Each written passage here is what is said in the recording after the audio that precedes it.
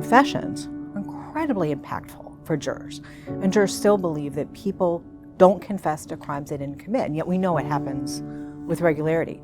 In the Making of a Murderer documentary, the prosecutor stood up and said, innocent people don't confess. Blatantly untrue.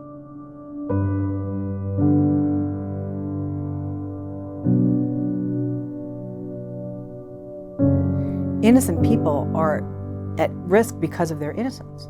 I mean, somebody who goes into law enforcement, goes to a police department to talk to them about a case they have some information about, or because they know the victim or some other reason, have no concept that they can walk out of this in handcuffs. And if the police start to believe that this person is in fact a suspect, the tables change without them even realizing it.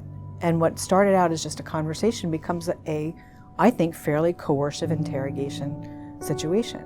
But they believe in their innocence. And they'll say things that are incriminating without them even knowing it, which then ups the ante and ups the pressure. And then when that trust is violated, by then it's too late. I've seen the transcripts for the nephew's confession before Making a Murderer came out. And I've used that transcript in my trainings with police officers and prosecutors of what to look for in a false confession and how not to interrogate.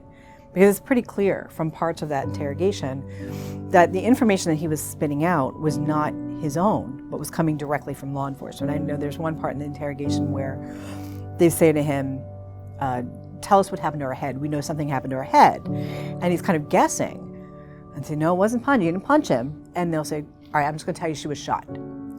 Who shot her? Oh, Steve did. And it's almost laughable, right? If you saw this on a movie, you would think it was a comedy. But when you're talking about a child without a parent involved, with a lawyer who pushed him into it, I mean, I don't think anybody can look at that objectively and say the information that's coming out of that confession was reliable and accurate. At the Pennsylvania Innocence Project, we have probably 5 or 6 cases that I can think of off the top of my head that involve false confessions. We've helped litigate on 3 other cases that have false confessions. The question really in my mind is always, were they the same officers that were involved each time? I don't think any police officer has ever tried to get a false confession. That is not the goal.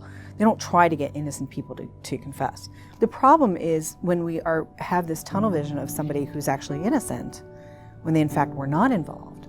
We're now going to start, because we are human, not looking at information which points to somebody else. One of our clients has been in prison for about 28 years. The only evidence to convict him was his confession. And he tortures himself almost daily. Why did I do that? Why did I do that? If I hadn't done that, I would have been free. And you can't undo that, of course. You can't take it back. What law enforcement is doing now, and I would give all credit to Commissioner Charles Ramsey, who just retired from Philadelphia, he's one of the leaders of this in the country, is promoting that we don't stop just because you got a confession. You verify the information that's in that confession. You go out and you continue your investigation, trying not to focus in on this suspect, because you might find other information out there that it's not him. And how do we do that except to keep investigating? So we know it's out there, we know it's a problem, but there are movements underway to try to fix it.